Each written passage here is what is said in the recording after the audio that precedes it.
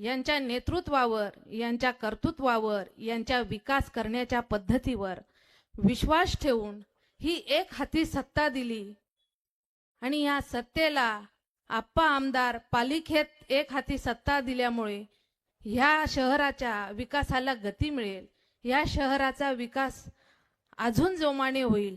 खरं तर या तालुक्यासाठी आमदारांनी एक स्वप्न पाहिलं आहे.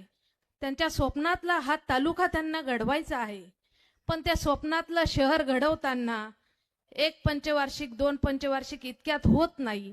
तरी त्यांनी 50% या शहरात बदल घडवण्याचा, या तालुक्याला बदल घडवण्याचा 100% प्रयत्न केला आहे.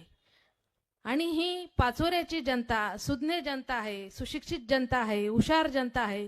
या जनतेने वरची सत्ता, दुसरे आमदार सत्तेतले आणि म्हणून पालिकेत एक हाती सत्ता देऊन हा विकासाचा रथ परत एकदा आमच्या हाती दिला की जेणेकरून या शहराच्या विकासात आणखीन एकदा नवीन काहीतरी बघण्याची संधी मिळेल. खरं तर आपणनी जे मूलभूत गरजा असतात त्या बऱ्यापैकी या शहराला देऊन झाल्या आहे.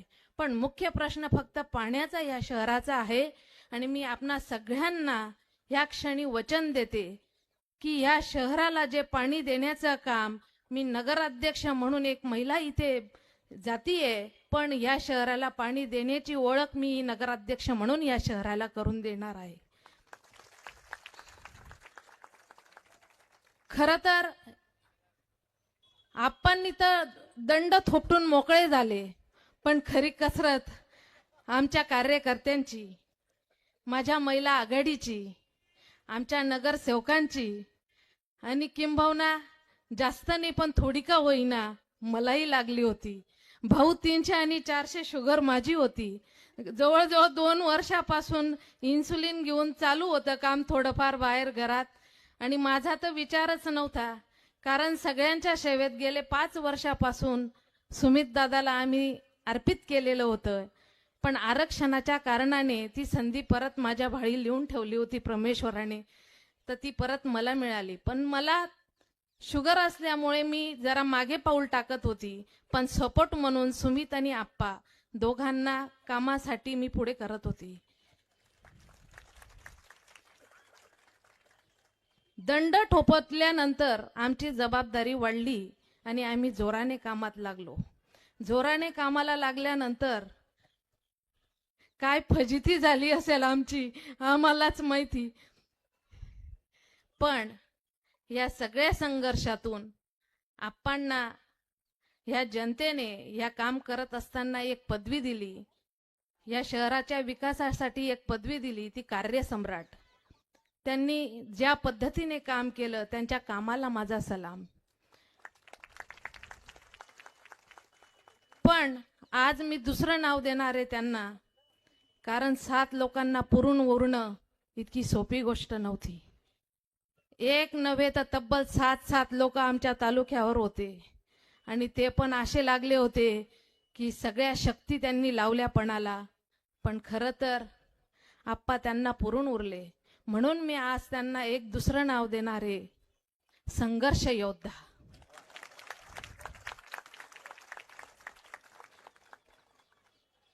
खरं तर गेली 25 वर्षापासून ही जनता आमच्यावर प्रेम करते आहे आणि आम्ही त्या प्रेमाला उत्तर म्हणून 15-15 तास, 18-18 तास आप्पा काम करता. आमच्या अनेक कंप्लेंट असता, पण जेव्हा तुमच्याकडे बघावं, तुम्ही केलेलं भरपूर प्रेम बघावं, तेव्हा असं वाटतं की आप्पा ज्या प्रवाहाकडे पळताय तो प्रवाह इतका सोपा नाही. या जनतेचं प्रेम, या जनतेचा आशीर्वाद हा आम्हाला वारंवार आणखीन पळायला भाग पाडतो आणि आप्पा तुमच्याकडे आपोआप खेचले जाता आणि परत ते जोमाने काम या शहरासाठी करतात.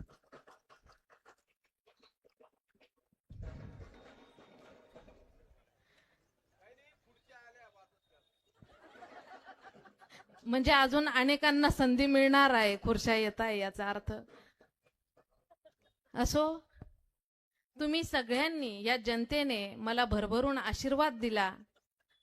तुम्ही या सेवेची मला संधी दिली आणि ही सेवा परमेश्वर कृपाने माझ्या हातून घडावी, या शहराचा अजून उत्तर प्रगती माझ्या हातून घडावी, अशी ईश्वराची इच्छा होती, या जनतेची इच्छा होती.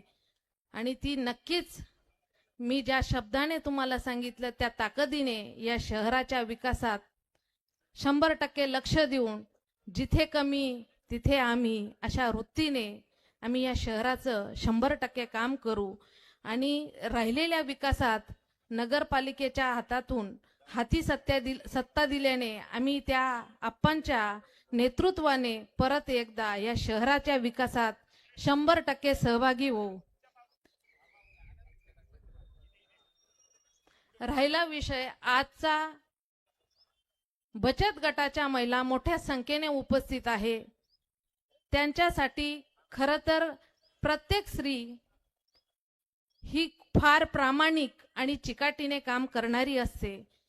मग ती घरात असेल, ती राजकारणात असेल, ती कुठल्याही क्षेत्रात असेल, तर ती प्रामाणिकपणे आपलं काम वाजवीत असते, गाजवत असते. म्हणूनच आज ह्या 16व्यात नगरपालिकेच्या बचत गटाच्या महिला यांच्यासाठी सोलर ऊर्जा या अशा महत्त्वाच्या प्रकल्पाची माहिती तुम्हाला मिळणार आहे.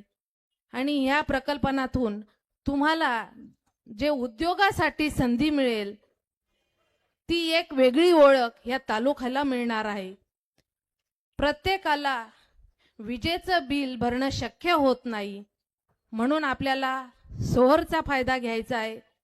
सौर ऊर्जा ही आपोआप नैसर्गिक आहे आपल्याकडे. सूर्य आग ओकतो, त्याचा फायदा आपल्याला करून घ्यायचा आहे.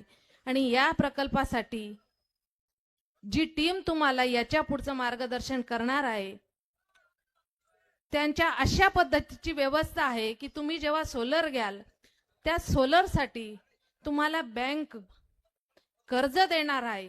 आणि कर्ज देत असताना त्याच्यावर सबसिडी आहे, म्हणून तुम्हाला तो कर्जाचा हप्ता तुम्हाला परवडेल अशा आकड्यात ती भरता येईल. आणि अशी मुबलक मिळालेली ऊर्जा आपण आपल्या घरासाठी वापराल. अशा महत्त्वाचं मार्गदर्शन तुम्हाला पुढच्या वेळात मिळणार आहे. म्हणून सगळ्यांनी लक्ष देऊन ऐका. आणि प्रत्येक स्त्रीने आपण आर्थिक कशा सक्षम होऊ, भक्कम होऊ, याच्यासाठी आजचा खरा विषय आहे. तुम्ही सगळेजण एवढ्या संख्येने आलात, आमच्यावर प्रेम करता. या जनतेने आमच्यावर प्रेम केलं, आम्हाला परत काम करण्याची संधी दिली.